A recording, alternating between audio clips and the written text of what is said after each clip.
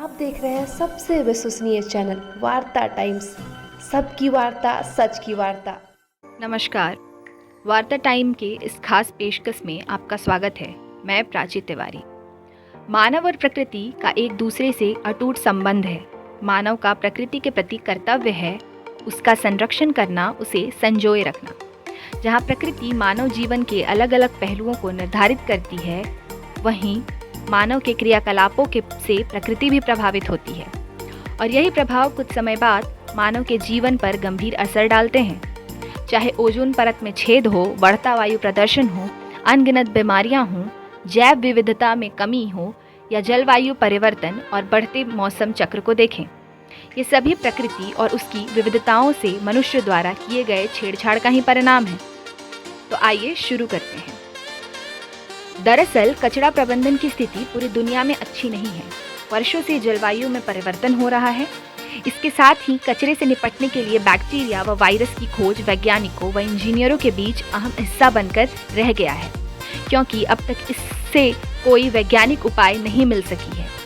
फिर भी लोग प्रतिवर्ष 2 बिलियन टन कचरा प्रोड्यूस कर रही है। ऐसे में सबसे बड़ा सवाल खड़ा होता है कि आखिर आम आदमी क्या करे। रांची का झीरी इलाका कचड़ों से पहाड़ में तब्दील हो चुका है। इससे कई लोगों को परेशानी हो रही है। कई लोगों का घर भी इसी से चलता है। अगर झीरी की बात करें तो झारखंड की राजधानी रांची से करीब 15 किलोमीटर दूरी पर रिंग रोड पास के इलाके में डंपिंग यार्ड बनाया गया है। आंकड़े की बात करें तो प्रतिदिन यहाँ 600 टन के करीब कचरा डंप किया जाता है।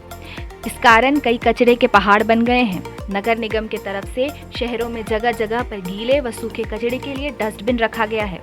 इतना ही नहीं, करीब 30% कचरे मेडिकल वेस्ट होते हैं, जबकि इसका भी निष्पादन अलग तरीके से करना चाहिए। बता दें, कचरे के निष्पादन होने की वजह से पास के इलाके में रहने वाले लोगों का भी बुरा हाल है।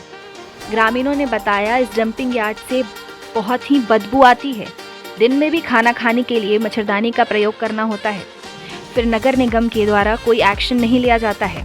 कचरे की ढेर से जल भी प्रदूषित हो गया है। डंपिंग यार्ड में एक वृद्धा मिली, जिसे बेटे पुतोहू घर से निकाल दिया है और एक नाबालिग बच्चे को माँ बाप छोड़कर चले गए हैं, परंतु वे उस डंपिंग यार्ड में कचरा बिनकर बाजारों में बेचने के लिए पैसे से अपना पेट चला रहे हैं।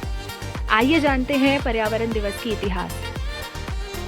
सर्वप्रथम विश्व पर्यावरण दिवस की शुरुआत 1972 में हुई थी। इस दिन की शुरुआत संयुक्त राष्ट्र संघ द्वारा जून 1972 में की गई थी।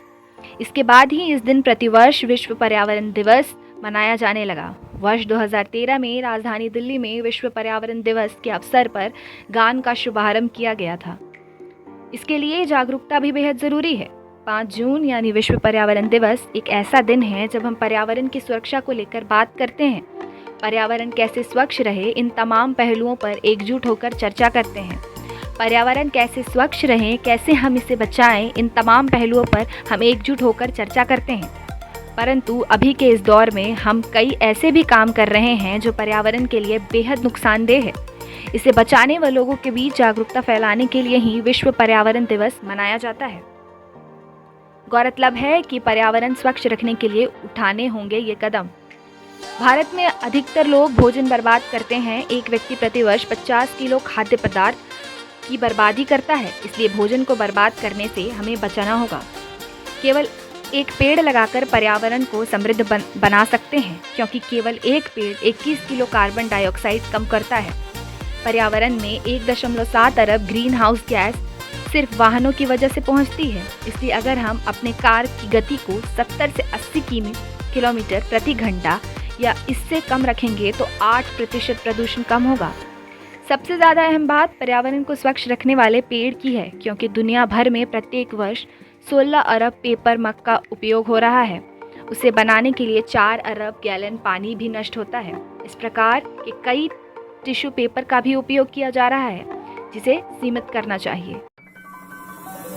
wartatimes.co.in सबकी वार्ता सच की वार्ता।